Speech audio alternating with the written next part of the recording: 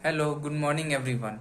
Myself Raju Kumar, a student of BTech third semester in Government Engineering College Munger. Today I am going to discuss the topic Euler's equation of motion by the guidance of Nishant Afsar sir. तो चलिए अपने topic की तरफ बढ़ते हैं। Euler's equation of motion. Euler's equation of motion होता क्या है? The resultant force will be equal to the sum of gravity force and pressure force. जो रिजल्टेंट है, रिजल्टेंट फोर्स जो होता है इक्वल होता है ग्रेविटी फोर्स और प्रेशर फोर्स का सम। अगर इस ग्रेविटी फोर्स और प्रेशर फोर्स को जो सम कर देंगे तो हमारा यूलर्स इक्वेशन ऑफ मोशन आ जाता है। तो इसको प्रूफ करेंगे कैसे? देखिए, एक स्ट्रीम लाइन ले लेंगे, हम लोग कंसिडर कर लेंगे, और एक सिलेंड्रिकल एलिमेंट ले लेंगे स्ट्रीम लाइन पे, जिसका लेंथ होगा ds और फिर एरिया ऑफ क्रॉस सेक्शन हो जाएगा dA,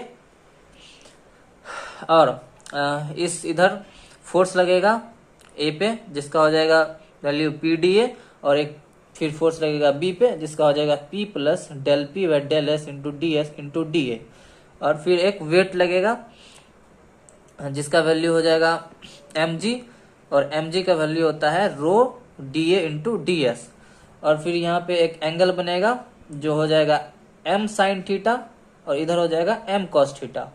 तो m साइन थीटा जो है वो परपेंडिकुलर होगा स्ट्रीम लाइन के, जो कि कैंसिल आउट हो जाएगा, नेग्लेक्ट कर देंगे, और फिर m कॉस थीटा होगा जो यहाँ हो जाएगा, और उसका वैल्यू m का वैल्यू पुट कर दिए रो dA into ds cos theta.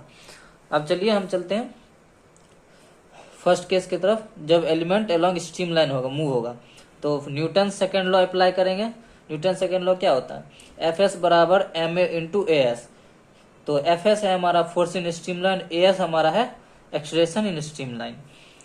तो अब अप्लाई करेंगे Fs is equal to m into as, इस पे पुट करेंगे तो हमारा इधर से पहला फोर्स देखिए, ये लग रहा है इधर, ये हो जाएगा पॉजिटिव क्योंकि इस साइड मूव हो रहा है पॉजिटिव डायरेक्शन में, तो PdA माइनस, और माइनस ये P plus del P by del S into DS into DA, ये निगेटिव होगा क्योंकि ये अपोजिट लग रहा है स्ट्रीम लाइन के अपोजिट, तो इसलिए माइनस, और फिर ये minus rho dA into DS cos theta is equal to m हमारा है ये rho dA into DS into as।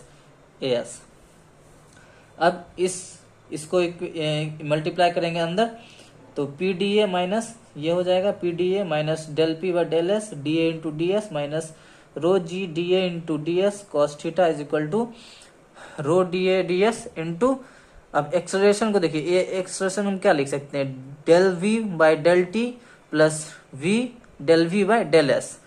Acceleration को हम ऐसा लिख सकते हैं क्योंकि एक्सलेरेशन को ऐसा, एक्सलेरेशन हमारा क्या होता है? dv बाई dt होता है, वेलोसिटी क्या होता है? ds बटे dt। इसको हम पार्शियल डिफरेंशिएट कर देंगे तो हमारा ये आ जाएगा del v by del T plus v del v by del s। अब pda को हम कैंसिल आउट कर देंगे तो हमारे पास क्या बचेगा? Minus del p by del s da ds minus rho g da ds cos theta is equal to rho da ds into del v by del T plus v del v by del s। Equation first इसको consider कर लेंगे। अब हमारा है कि अब अगर flow study हो जाएगा, फ्लो स्टडी हो जाता है तो स्टडी का क्या मतलब होता है? If the del V by del T हो जाएगा जीरो, मतलब वेलोसिटी अकॉर्डिंग टू टाइम वो होता है जीरो हो जाता है। तो del V by del T हम जीरो मान लेंगे। तो अब dividing equation first with rho dA into ds, हमारा जो ये इक्वेशन फर्स्ट था इसको डिवाइड कर देंगे रो dA by dA into ds से।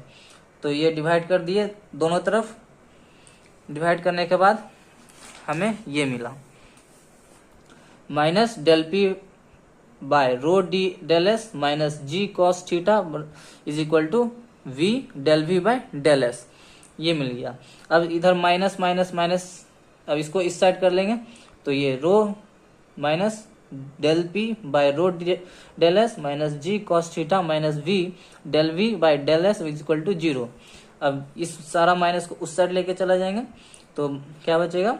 Del P by rho del S plus G cos theta plus V del V by del S is equal to zero.